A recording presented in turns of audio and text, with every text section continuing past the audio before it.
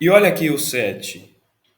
Porque apenas alguém morrerá por um justo, pois poderá ser que pelo bom alguém ouse morrer.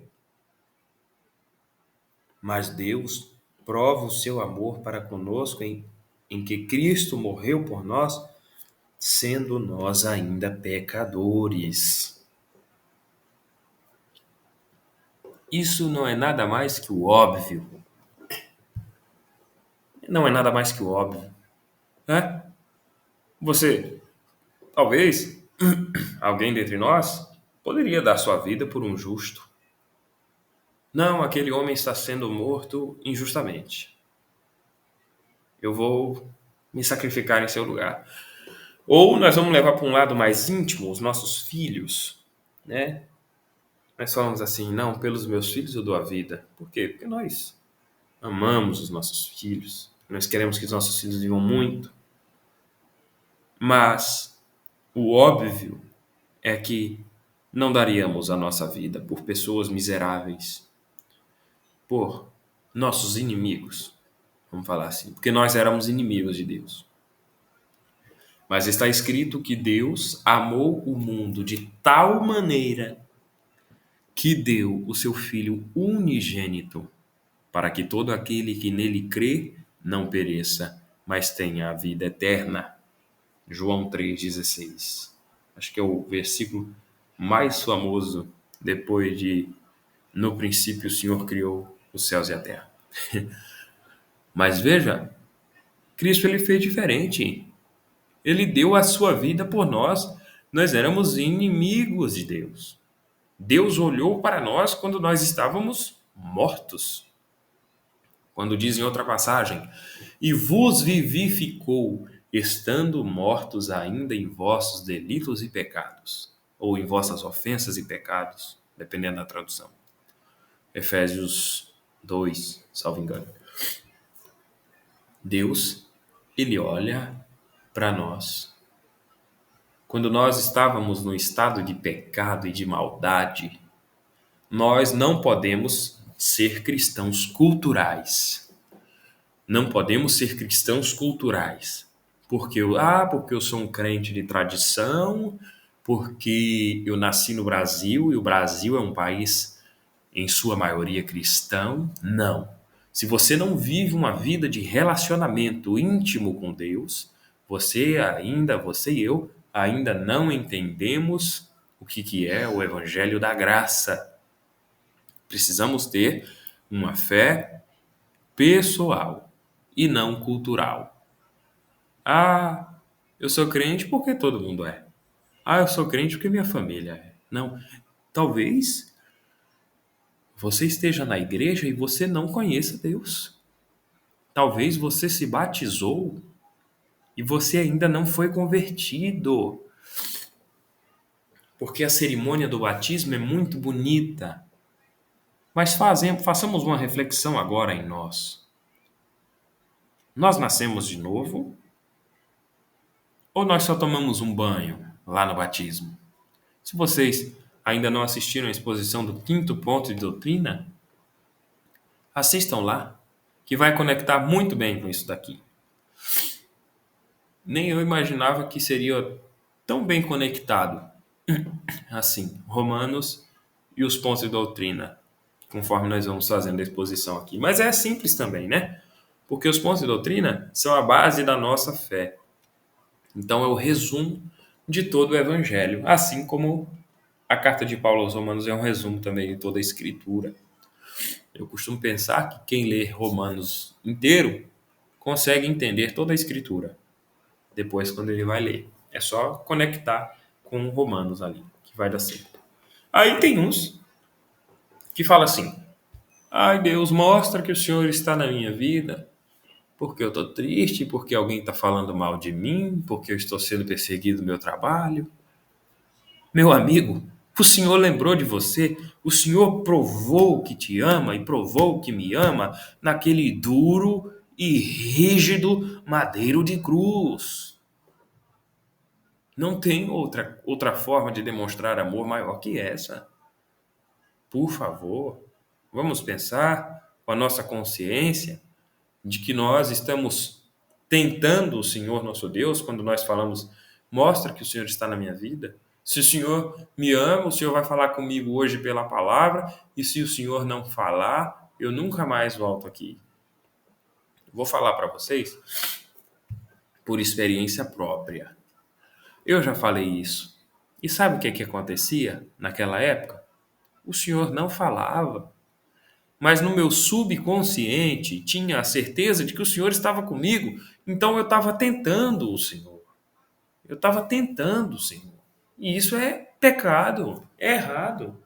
Portanto, se você tem esse costume de tentar o Senhor, pare hoje. Pare hoje, por meio dessa leitura e dessa exposição. Continua a palavra aqui. Olha, logo muito mais agora, sendo justificados pelo seu sangue, seremos por ele salvos da ira. Que ira? A ira de condenação que estava para nós lá atrás. Porque, diz assim a palavra, se nós, sendo inimigos, fomos reconciliados com Deus pela morte de seu Filho, muito mais, estando já reconciliados, seremos salvos pela sua vida. E não somente isto, mas também nos gloriamos em Deus por nosso Senhor Jesus Cristo, pelo qual agora alcançamos a reconciliação. Diz ali, justificados pelo seu sangue. Vemos na Escritura que desde o início, sangue foi um padrão de expiação. Por quê? Sangue é vida. Sangue é vida. E no rito cerimonial da lei, quando se sacrificava um cordeiro, em tese, a vida daquele cordeiro estava sendo substituída pela minha vida. Ou seja, eu deveria morrer. Eu deveria cair em condenação.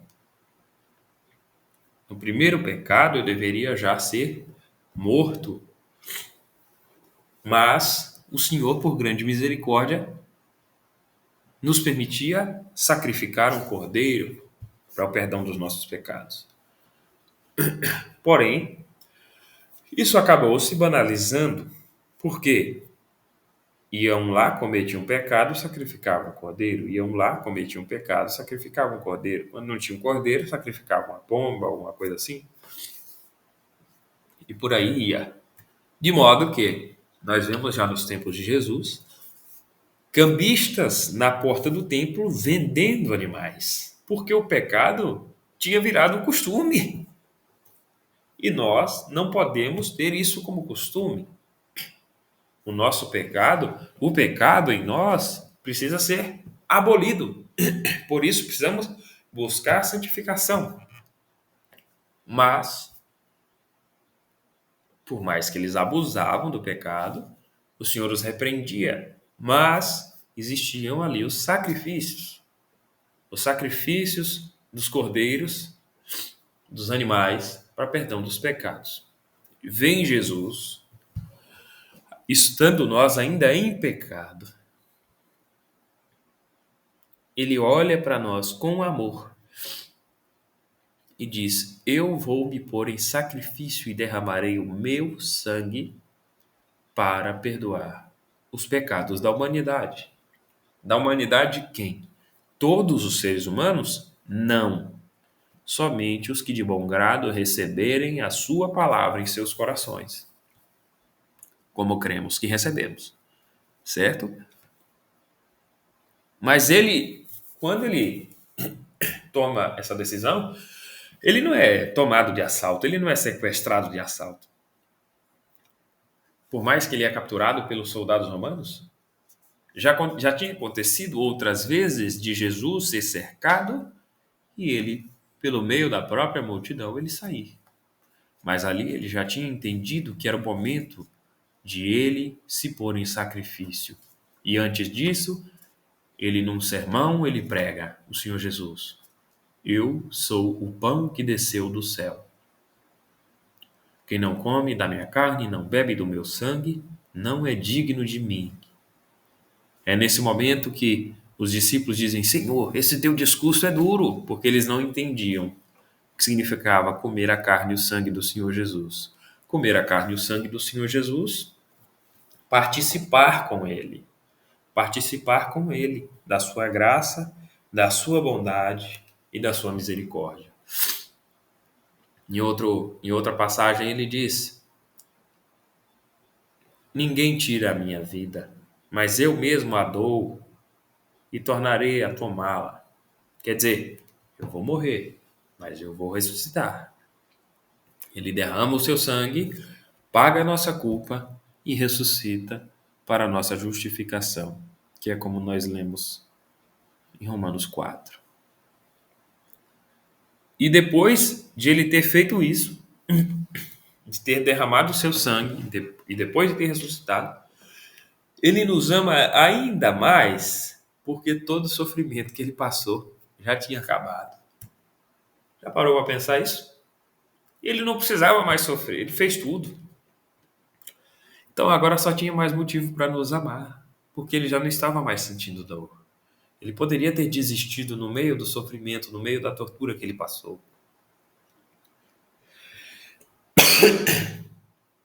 Mas